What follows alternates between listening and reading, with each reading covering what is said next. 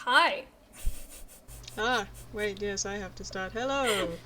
Welcome to the last day of Spook Week, which is All Hallows Eve. I am Blinky, And I am Blue. and we're here to read spooky stories. Real spooky stories. It is completely dark in my apartment right now, and I am prepared not to sleep at a wink tonight. So, my first story is called The Night Wire by H.F. Arnold. It was published in 1926, Ooh. and I actually don't know what the synopsis is, so I guess Did we'll you find out together. did you straight up just pick it for the name or because it's old? Yes. That is fair. Both. That is fair. But I wanted to read a Victorian story, but they're all so long. I can't sit here and read an entire novel. Yeah, no, we Maybe don't next we time. don't yeah, maybe we can do like a dramatic act out or something for next year's spooky Yeah. stuff. Okay. New York, September 30. Ambassador Hollowell died here today. The end came suddenly as the ambassador was alone in his study. There was something ungodly about these night wire jobs. You sit here on the top floor of a skyscraper and listen to the whispers of a civilization. New York, London, Calcutta, Bombay, Singapore. They are next door neighbors after the streetlights go dim and the world has gone to sleep. Alone in the quiet hours between 2 and 4, the receiving operators doze over the sounders and the news comes in. Fires and disasters and suicides, murders, crowds, catastrophes. Sometimes an earthquake with a casualty list as long as your arm. The nightwire man takes it down almost in his sleep, picking it off his typewriter with one finger. Once in a long time, you prick up your ears and listen. You've heard of someone you knew in Singapore, Halifax, or Paris long ago. Maybe they've been promoted, but more probably they've been murdered or drowned. Perhaps they just decided to quit and took some bizarre way out, made it interesting enough to get in the news. But that doesn't happen often. Most of the time you sit and doze and tap on your typewriter and wish you were home in bed. Sometimes, though, queer things happen. One did happen the other night, and I haven't gotten over it yet. I wish I could. You see, I handle the night manager's desk in a western seaport town. What the name is doesn't matter. There is, or rather was, only one night operator on my staff. A fellow named John Morgan, about 40 years of age, I should say, and a sober, hard-working sort. He was one of the best operators I ever knew, what is known as a double man. That means he could handle two instruments at once and type the stories on different typewriters at the same time. He was one of the 3 men I knew who could do it consistently, hour after hour, and never made a mistake. Generally, we used only one wire at night, but sometimes when it was late and the news was coming fast, the Chicago and Denver stations would open a second wire, and then Morgan would do his stuff. He was a wizard, a mechanical automatic wizard, which functioned marvelously and without imagination. On the night of the 16th, he complained of feeling tired. It was the first and last time I had ever heard him say a word about himself, and I had known him for 3 years. It was just 3 o'clock when we were running only one wire. I was nodding over the reports at my desk and not paying much attention to him when he spoke. "Jim," he said, "does it feel close in here to you?" "Why no, John," I answered, "but I'll open a window if you like." "Never mind," he said, "I reckon I'm just a little tired." That was all that was said. I went on working. Every 10 minutes or so I would walk over and take a pile of copy that had stacked up neatly beside the typewriter as the messages were printed out in triplicate. It must have been 20 minutes after he spoke that I noticed he had opened up the other wire and was using both typewriters. I thought it was a little unusual, as there was nothing very hot coming in. On my next trip I picked up the copy from both machines and took it back to my desk to sort out the duplicates. The first wire was running out the usual sort of stuff, and I looked over it hurriedly. Then I turned to the second pile of copy. I remembered it particularly because the story was from a town I'd never heard of. Zabico. Here is the dispatch. I saved a duplicate from our files. Zabico, September 16th, CP Bulletin. The heaviest mist in the history of all the city has settled over the town at 4 o'clock yesterday afternoon. All traffic has stopped, and the mist hangs over a pole. Hangs. One sec. It's cool. I was doing so well. Dang. You had me so immersed there. I just broke it. All traffic has stopped, and the mist hangs over like a pall over everything. Lights of ordinary intensity fail to pierce the fog, which is consistently growing heavier. Scientists here are unable to agree as to the cause, and the local weather bureau states that the like has never occurred before in the history of the city. At 7 p.m. last night, the municipal authorities... That was all there was. Nothing out of the ordinary at bureau headquarters, but, as I say, I noticed the story because of the name of the town. It must have been 15 minutes later that I went over for another batch of copy. Morgan was slumped over in his chair and had switched his green electric light shade so that the gleam missed his eyes and hit only the top of the 2 typewriters. The usual stuff was in the right-hand pile, but the left-hand batch carried another story from Zibico. All press dispatches come in takes, meaning that parts of many stories are strung together, perhaps, but with a few paragraphs of each coming through at a time. The story was marked Add Fog. Here is the copy. At 7 p.m. the fog had increased noticeably. All lights were now invisible, and the town was shrouded in pitch darkness. As a peculiarity of the phenomenon, the fog is accompanied by a sickly odor, comparable to nothing yet experienced here. Below that, in customary press fashion, was the hour, 3:27, and the initials of one operator, JM. There was only one other story in the pile from the second wire. Here it is. Second, Ad Zibico fog. Accounts as to the origin of the mist differ greatly.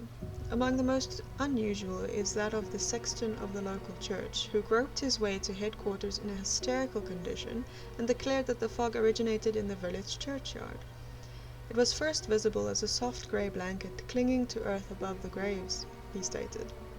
Then it began to rise, higher and higher.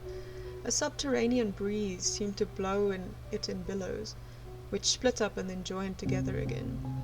Fog phantoms, writhing in anguish, twisted the mist into queer forms and figures, and then, in the very thick mist of the mass, something moved. I turned and ran from the accursed spot. Behind me I heard screams coming from the houses bordering the graveyard. Although the sexton's story is generally discredited, the party is left to investigate. Immediately after telling his story, the sexton collapsed and is now in the local hospital, unconscious. Queer story, wasn't it? Not that we aren't used to it, for a lot of unusual stories come in over the wire, but for some reason or another, perhaps because it was so quiet that night, the report of the fog made a great impression on me. It was almost with dread that I went over to the waiting piles of copy. Morgan did not move, and the only sound from the room was the tap-tap of the sounders. It was ominous, nerve-wracking. There was another story from Zibico in the pile copy. I seized it anxiously. New lead, Zibico fog, CP. The rescue party went out at 11 p.m. to investigate a weird story of the origin of the fog which, since late yesterday, has shrouded the city in darkness and has failed to return. Another and larger party has been dispatched. Meanwhile, the fog has, if possible, grown heavier. It seeps through the cracks in the doors and fills the atmosphere with a depressing odor of decay. It's oppressive, terrifying, bearing with it a subtle impression of things long dead. Residents of the city have left their homes and gathered in the local church, where the priests are holding services of prayer. The scene is beyond description. Grown folk and children are alike terrified, and many are almost beside themselves with fear. Amid the wisps of vapor, which partly veil the church auditorium, an old priest is praying for the welfare of his flock, and alternately wail and cross themselves. From the outskirts of the city may be heard cries of unknown voices. They echo through the fog in queer, uncadenced minor keys. The sounds resemble nothing so much as wind whistling through a gigantic tunnel. But the night is calm. There is no wind. The second rescue party. I'm a calm man, and never in a dozen years spent with the wires have I ever been known to become excited. But despite myself, I rose from the chair and walked to the window. Could I be mistaken? Or far down in the canyons of the city beneath me did I see a faint trace of fog? Pshaw, it was all imagination. In the press room, the click of the sounders seemed to have raised the tempo of their tune. Morgan alone had not stirred from his chair. His head sunk between his shoulders. He tapped the dispatches out on the typewriters with one finger on each hand. He looked asleep, but No, endlessly efficiently, the two machines rattled off line after line, as relentlessly and effortlessly as death itself. There was something about the monotonous movement of the typewriter keys that fascinated me. I walked over and stood behind his chair, reading over his shoulder as the type came into being, word by word. Ah, here was another. Flash, Zibico, CB. There will be no more bulletins from this office. The impossible has happened. No messages have come into this room for 20 minutes. We are cut off from the outside and even the streets below us. I will stay with the wire here until the end. It is the end, indeed. Since 4 p.m. yesterday, the fog has hung over the city. Following reports from the sexton of the local church, 2 rescue parties were sent out to investigate the conditions on the outskirts of the city. Neither party has ever returned, nor has any word received from them. It is quite certain now that they will never return. From my instrument I gaze down on the city beneath me. From the position of this room, on the 13th floor, nearly the entire city can be seen. Now I can see only a thick blanket of blackness, where customarily the lights and life. I fear greatly that the wailing cries heard constantly from the outskirts of the city are the death cries of the inhabitants. They are constantly increasing in volume and are approaching the center of the city. The fog yet hangs over everything. If possible, it is even heavier than before, but the conditions have changed. Instead of an opaque, impenetrable wall of odorous vapor, there now swirls and writhes a shapeless mass in contortions of almost human agony. Now and again the mass parts, and I catch a brief glimpse of the streets below. People are running to and fro, screaming in despair. A vast bedlam of sound flies up to my window, and above all is the immense whistling of unseen and unfelt winds. The fog has swept again over the city, and the whistling is coming closer and closer. It is now directly beneath me. God, an instant ago the mist opened, I caught a glimpse of the streets below. The fog is not simply vapor. It lives. By the side of each moaning and weeping human is a companion figure, an aura of strange vari-colored hues. Other shapes cling, each to a living thing. The men and women are down, flat on their faces. The fog figure caresses them lovingly. They are kneeling beside them. But I dare not tell it. Their prone and writhing bodies have been stripped of their clothing. They are being consumed, piecemeal. A merciful wall of hot, steaming vapor has swept over the whole scene. I can see no more. Beneath me the wall of vapor is changing colors. It seems to be lighted by internal fires. No, it isn't.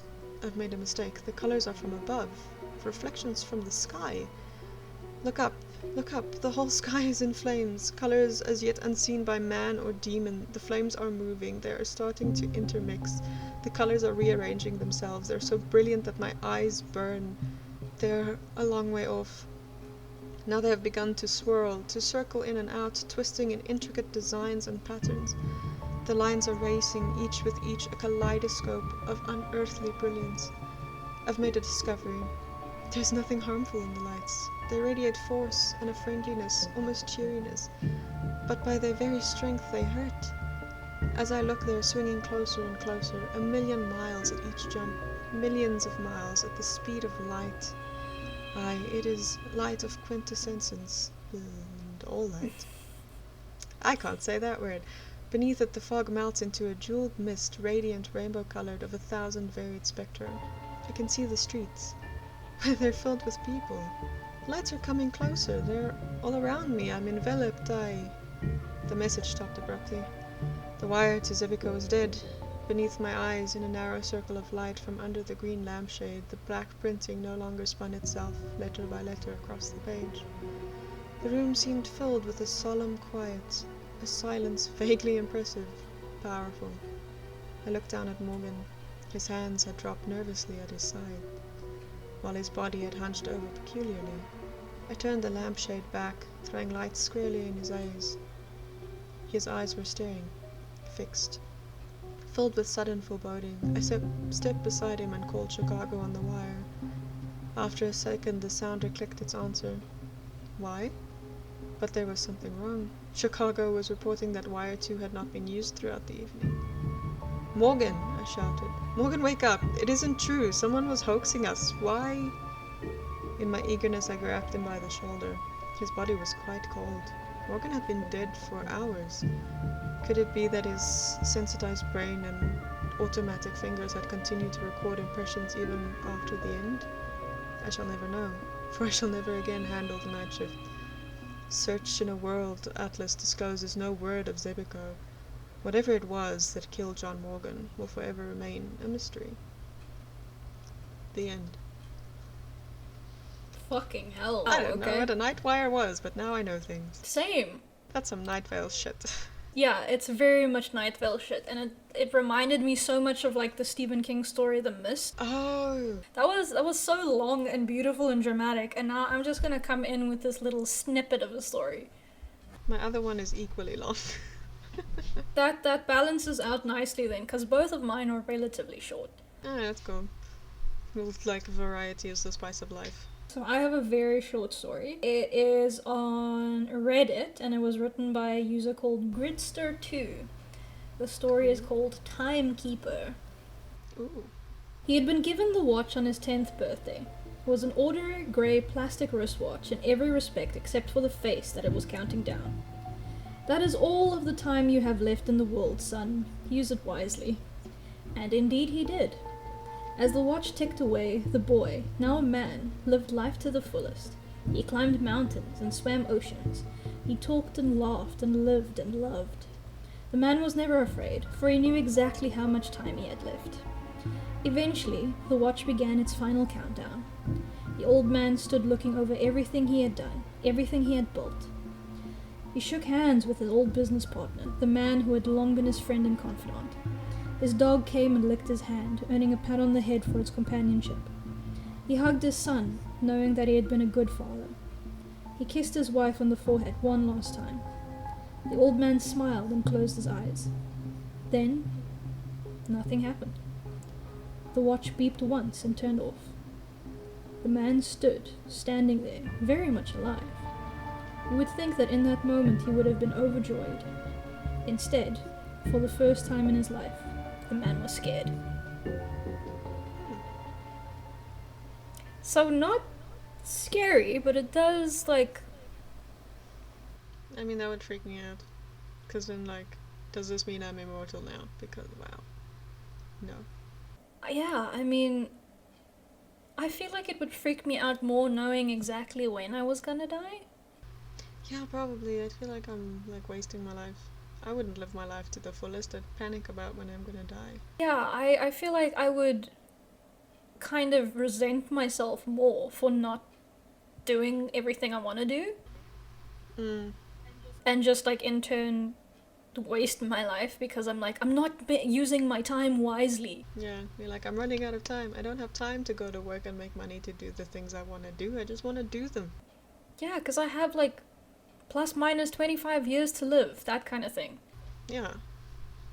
But this is, yeah, you could either be immortal or, like, I don't know. I would hate that. I'd hate being immortal. I'd be angry the whole time. Same. It's exhausting, man. That is one of my biggest fears, that I will die and then suddenly I will have eternal life. Ah.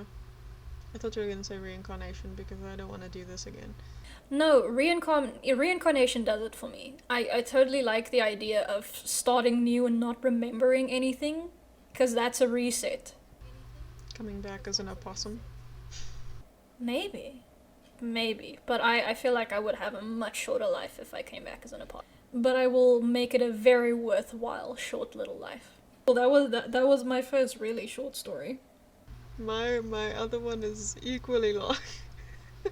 Buckle in, kids. Buckle up, here we go. Round 2. Okay, look, in my defense, this was the shorter stories.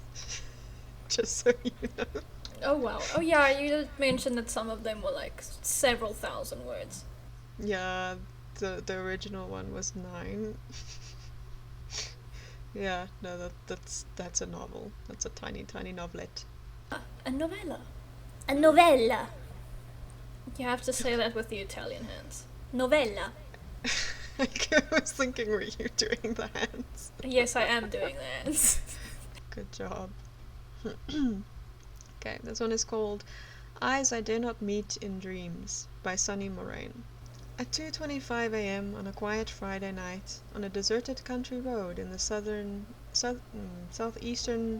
Pennsylvania, this is starting out great, the first dead girl climbed out of her refrigerator. So the story goes. We never saw the refrigerators. Eventually we gathered that they were everywhere, but we never actually saw them until the dead girl started climbing out of them.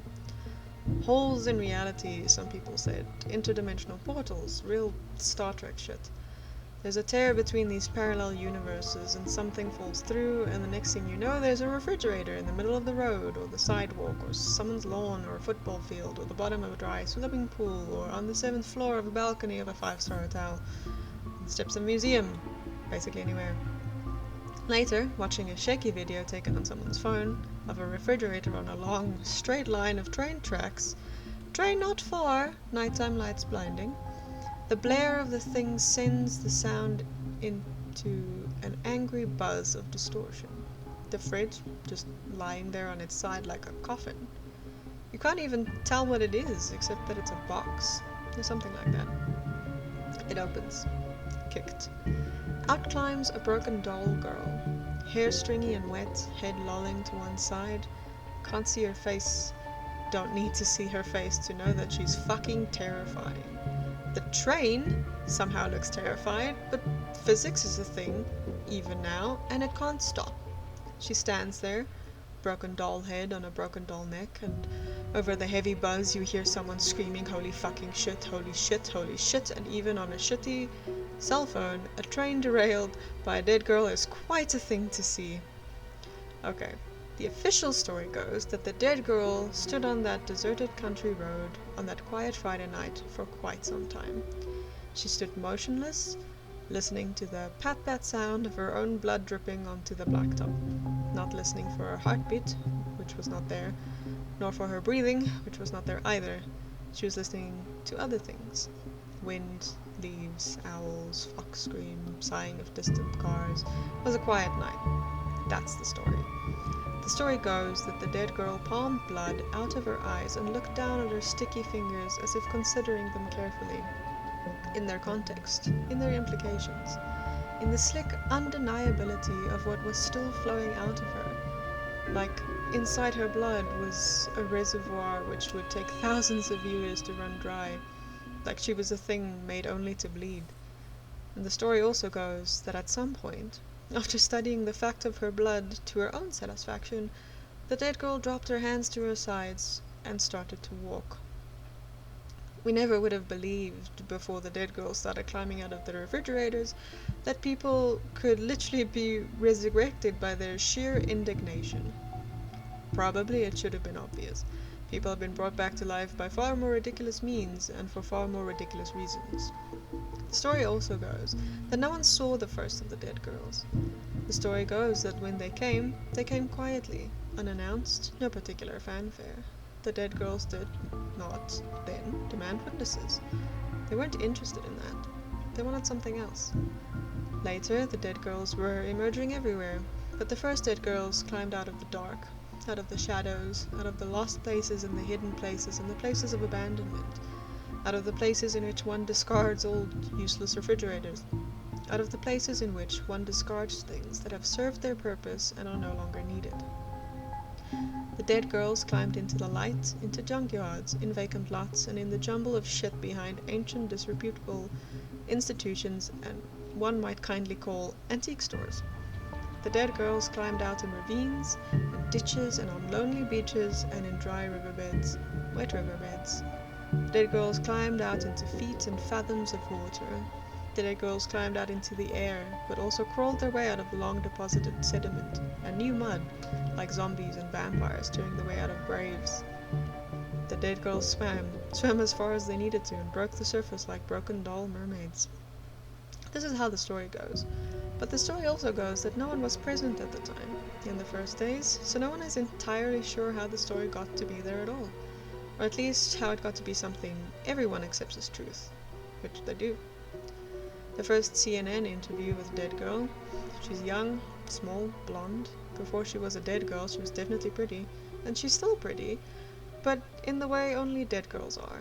which is the kind of pretty that repels instead of attracts, because pretty that gives you the distinct impression that it hates you and everything you stand for. Dangerous pretty, and not in the kind of dangerous pretty that exists ultimately only to make itself less dangerous. Dangerous pretty is like a carrion goddess. You've seen that pretty picking over the battlefields and pursuing traitors across continents. You've seen that pretty getting ready to fuck your shit up. Small, young, blonde, pretty dead girl. Broken doll. She stands facing the camera with her head tilted slightly to one side. Her face cut, though not badly. Neat little hole in her brow. The back of her head is a bloody crusted mess. It was fast. What made this dead girl a dead girl, but it wasn't pretty. But she is. Looking at the camera, it's somewhat cliche to say that someone is looking right into you, but that's what it's like. The eyes of a dead girl aren't cloudy with decay or white and opaque or black oil slicks. The eyes of the dead girls are clear and hard like diamond bolts. They stab you. They stab you over and over, slowly, carefully, very precisely. Can you tell us your name? The dead girl stares. Anderson Cooper looks nervous. Can you tell us anything about yourself? Where did you come from? The dead girl stares. Can you tell us anything about what's going on here today? Behind the dead girl and Anderson Cooper, a long line of dead girls is filing slowly out of the Mid-Manhattan Library, where approximately 1,500 refrigerators just came into material existence. The dead girl stares. Is there anything at all you'd like to tell us? Anything. The dead girl stares. She actually doesn't even seem to register that there's a camera, that there's Anderson Cooper, that she's being asked questions. It's not that she's oblivious to everything, or even to anything. She's not a zombie. Look into that diamond point stare and you see the most terrifying kind of intelligence possible. The intelligence of someone who understands what happened, who understands what it was that was done to them, who understands everything perfectly. Perfectly like the keen edge of a razor blade. She's aware. She just doesn't register. Because to her it isn't noteworthy. She doesn't care. Can you tell us what you want? The dead girl smiles. What they didn't seem to want, at least initially, was to hurt people. The train thing freaked everyone out when it hit, but later, as far as anyone was able to determine, it hadn't been done with any particular malicious intent. Mostly because the only other times anything like it happened were times when a dead girl needed to act fast in order to keep them from being, well, dead again.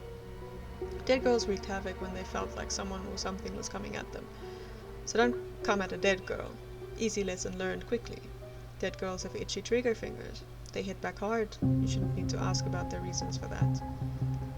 Something like this, people struggle to find a name for it. The appearing, the coming, the materializations, all proper nouns, all vaguely religious in nature. Because how else was this going to go? By naming something, we bring it under control, or we think we do. All those stories about summoning and binding magical creatures with their names. But something like this resists naming. Not because of how big it is, but because of the sense that some profound and fundamental order is being altered. Something somewhere is being turned upside down. The most basic elements of the stories we told ourselves about everything, a lot of them no longer apply. A bunch of dead girls got together and decided to break some rules with their own dead bodies. So the mediums of all the media looked at this thing, whatever the fuck it was, and they tried to attach names to it. Dead girls on the street, just standing, watching people. Dead girls in bars in the center of the place, silent. Dead girls on the bus, on the train, they never pay the fare. Dead girls at baseball games, just standing there in the front places, selling overpriced hot dogs and bad beer, head slightly cocked, looking at things. None of them have tickets. Dead girls at the movies, at the opera. Dead girls drifting through art galleries and libraries. Very early on, a mass migration of dead girls to LA. Not all together, but they went via a variety of transportation methods. Flew, again trains. Some went by bus, some took cars. Took them because, again, you don't go up against a dead girl. Some, as near as anyone could tell, was able to tell, just walked, steady, inexorable. The news covered it, because the dead girls were still always in the news these days, and while even news made up for the wildly diverse collection of media and organizations usually adopts a specific tone for something and sticks to it, the tone for this coverage was profoundly confused. Watching dead girls standing in aisles of a jumbo jet refusing to be seated. staring, interrupting the progress of wheelie carts and access to tail-end restrooms. This specific dead girl is missing half of her face. Blood oozes from the gaping horror. Flight attendants don't look directly at her, and one of them gets on the PA and apologizes in a slightly shaking voice. There will be no beverage service on this flight. Cut to the ground below. 24 dead girls have run into a biker gang and confiscated their vehicles. They roar down a red desert road in a loose formation, hair of all colors and lengths pulled by the hands of the wind. They're beautiful, all these dead girls. They're gorgeous. They take whatever name anyone tries to give them, and they hurl it off the tracks like that train. You get the sense they're pretty sick of this shit. That's the thing, actually. There are exceptions. Girls with horrific traumatic injuries, girls missing limbs, girls who were clearly burned alive. A lot of those last. But for the most part, the flesh of the dead girls tend to be undamaged except for small evidences of what did them in. And there's always something about those things which is oddly delicate, tasteful, aesthetically pleasing. As a rule, dead girls tend to leave pretty corpses. Dead girls outside movie studios, the headquarters of TV networks. The houses of well-known writers, assembled in bloody masses, broken dolls with their heads cocked to the one side, staring. People were unable to leave their homes. This is how it was. Footage constant even though nothing changed. People started throwing words around like zombie apocalypse, but no one got chomped on. The dead girls don't want flesh of the living. Initially, police tried to clear them out, then the Nashville crowd. Casualties were heavy. One of them, dead girl with long, lovely brown hair, gone reddish with blood, threw a tank.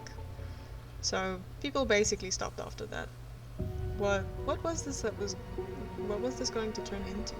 One of those old horror films about giant radioactive ants? More contemporary ones about giant robots and sea monsters? Maybe you weren't ready to go that far. Maybe you look into the eyes of a dead girl and feels like your options dry up, and all you can do is to be looked at. You're a part of this. We all were. Complicit. Look at yourself with the eyes of a dead girl, and you can't help but see that. Except on a long enough time frame. Everything has a half-life, even the dead. You don't get used to something like this. It isn't a matter of getting used to. You incorporate. Dead girls everywhere. Dead girls on the street, dead girls on public transportation, staring at phones and tablets, reading over shoulders. Dead girls in Starbucks, dead girls on sitcoms. No one has ever really made a concerted effort to keep them out of movie and TV studios. After the first few incidents where people tried to casually count, wasn't negligible. Dead girls on Law and Order, and not in the way the phrase usually applies. And man, there's a whole fuckload of them dead girls on Law and Order. Dead girls in the latest Avenger movie. Rumor has it dead girls surrounded Joss Whedon's house 3 months ago and haven't left. And have decisively resisted all attempts to have them removed. Dead girls vintage filtered on Instagram. Dead girls on Tumblr. Dead girls everywhere on Tumblr. Dead girl fandom.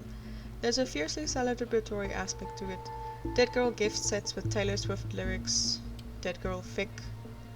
Vicarious revenge fantasies that don't even have to be confined to the realm of fantasy anymore, because again, Joss Whedon is by no means the only one. Dead girls as patron saints, as battle standards. Not everyone is afraid of the dead girls. Not everyone meets the hard dead gaze and looks away. Some people meet the gaze and see something they've been waiting for their entire lives. So in all of this, there's a question. And it's what happens next. Because incorporation, because almost everyone is uncomfortable, but discomfort fades with familiarity. And after a while, even fandom tends to lose interest and wander away. Because we forget things. Because the dead girls are still and silent, constant witnesses. And that was unsettling, but actually they might turn out to be easier to ignore than we thought. Or that prospect is there. In whispers, people consider the idea, could all the pretty dead girls climb back into their refrigerators and go away? Is that something that could happen? It seems vanishingly unlikely. Everyone is still more than a little freaked out, but it is an idea, and it's starting to float around. We can get used to a lot. It's happened before. A deserted county road in southeastern Pennsylvania. Deserted, except for a dead girl. Quiet night. Silent night except for her blood, pat-patting softly onto the pavement. Palming it out of her eyes, staring at the slick, sticky fingers. dropping her hand limp to her side. The dead girl stands motionless, looking at nothing. There's nothing to consider, nothing to do. The entire world is a stacked deck, and the only card she can play is that she's dead. That might or might not be enough. The dead girl starts to walk. The end. Dang, man. You know how to pick these. I like the reference to Joss Whedon. Just like thrown in there, just to remember Just that we're like mad at casual. him for like several reasons. For dead girls. Yeah, I saw the commentary on this was a term called fridging. That's killing women in media for the advancement of plot. Yeah, I like the part where they say that Tumblr is filled with them and that they have fandoms with like gift sets editing Taylor Swift lyrics over them, because I can see that happening.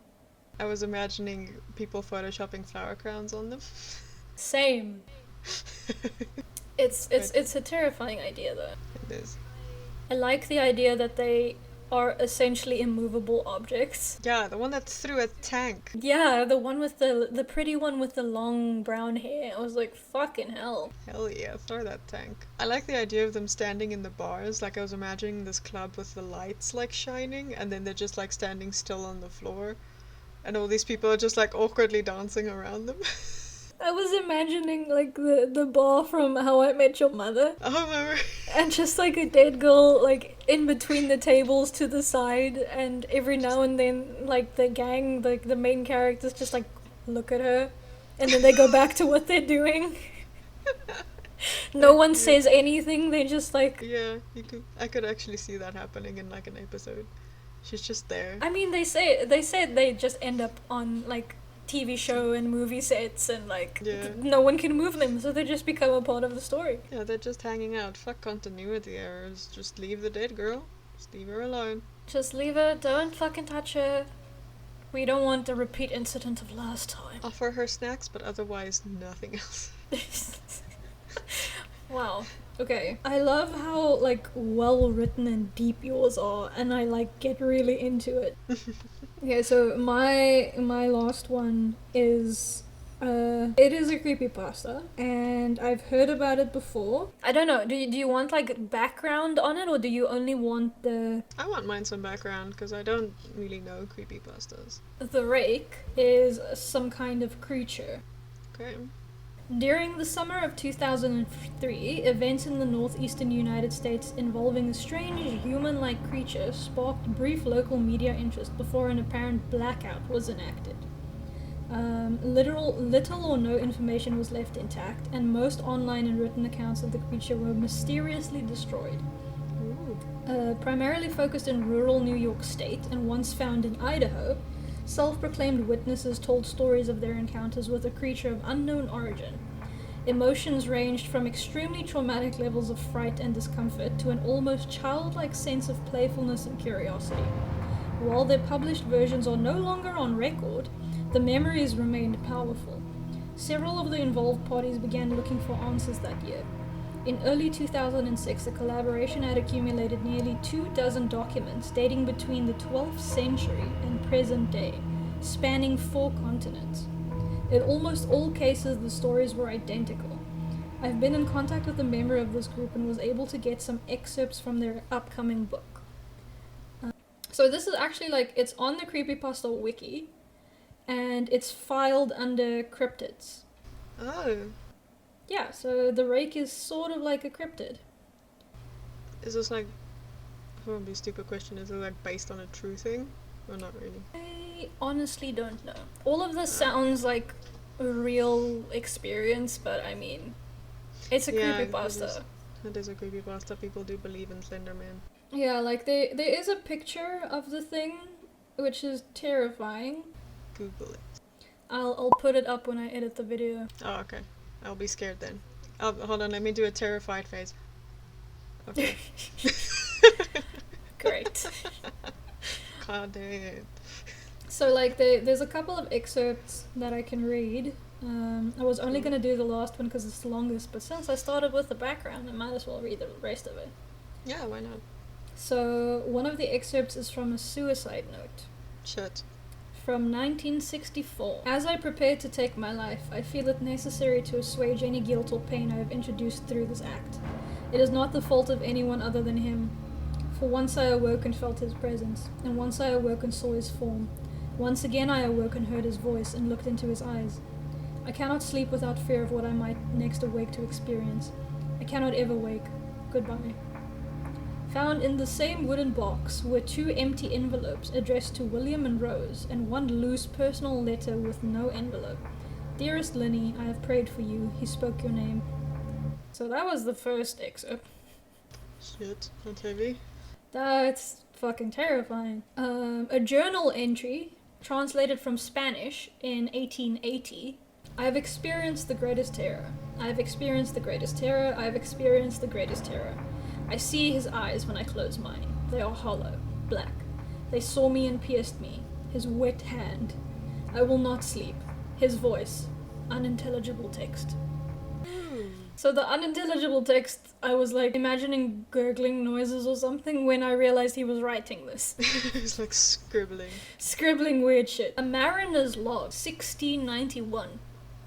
He came to me in my sleep. From the foot of my bed I felt a sensation. He took everything. We must return to England. We shall not return here again at the request of the rake. Okay. The last excerpt is the main one I was going to read. It is from a witness in 2006. Okay. 3 years ago, I had just returned from a trip from Niagara Falls with my family for the 4th of July. We were all very exhausted after a long day of driving, so my husband and I put the kids right to bed and called it a night. At about 4 a.m., I woke up thinking my husband had gotten up to use the restroom.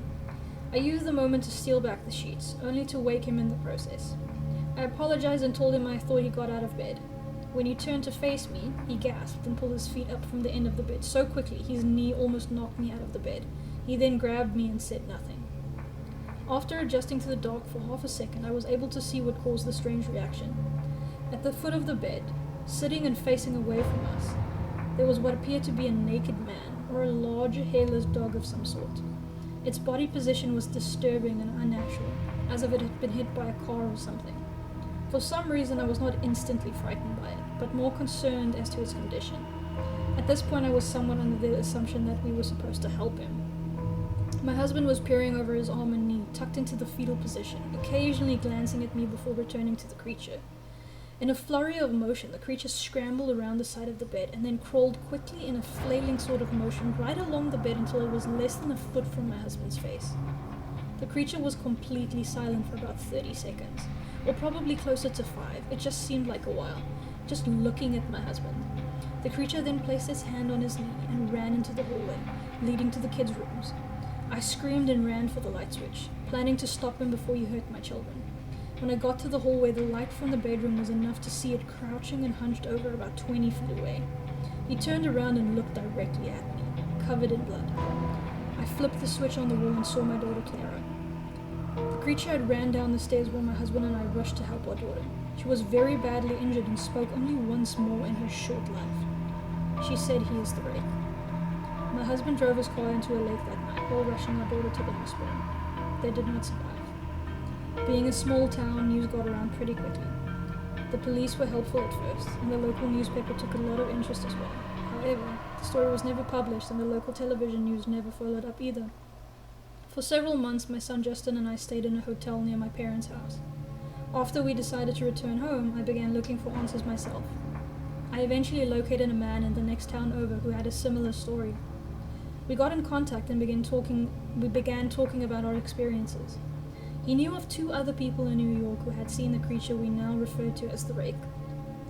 It took the 4 of us about 2 solid years of hunting on the internet and writing letters to come up with a small collection of what we believed to be the accounts of the rake. None of them gave any details, history, or follow-up. One journal had an entry involving the creature in its first 3 pages and never mentioned it again. A ship's log explained nothing of the encounter, saying only that they were told to leave by the rake. That was the last entry in the log. There were, however, many instances where the creature's visit was one of a series of visits with the same person. Multiple people also mentioning being spoken to, my daughter included. This led us to wonder if the rake had visited any of us before our last encounter. I set up a digital recorder near my bed and left it running all night, every night, for 2 weeks. I would tediously scan through the sounds of me rolling around in bed each day when I woke up. By the end of the second week, I was quite used to the occasional sound of sleep while blurring through the recording at 8 times the normal speed. This still took almost an hour every day. On the first day of the third week, I thought I heard something different. What I found was a shrill voice. It was the rake. And then I had a pop-up. Sorry. Just at the perfect time to break you out of that as well. Yeah, it's fine if I could use a break. I'm like, this is actually genuinely scary. It's really intense. And then I hate that there's no information. I know, like everyone just has like their own first person accounts and nothing else. But let me finish it off with the scary bit. Okay. On the first day of the third week, I thought I heard something different. What I found was a shrill voice. It was the rake. I can't listen to it long enough to begin to transcribe it. I haven't let anyone listen to it yet. All I know is that I've heard it before, and now I believe that it spoke when it was sitting in front of my husband. I don't remember hearing anything at the time, but for some reason, the voice on the recorder immediately brings me back to that moment. The thoughts that must have gone through my daughter's head make me very upset. I've not seen the rake since he ruined my life, but I know that he has been in my room while I slept. I know and fear that one night I'll wake up and see him staring at me. Bitch, me too now. I'm sorry. I'm gonna have to watch some form of comedy straight after this to like rinse my brain. So. Well, that was the end of Spooky Week. That was the end of Spooky Week. And what a way to end it. Happy Halloween, yeah. Happy Halloween, y'all! I hope the rake is kind to you. Oh my gosh. I hope you guys had fun with us this week. This is why we only do this shit once a year. Yeah. Maybe next year we'll actually play the rake. Oh. Because it is a game. It is, yeah. Yeah.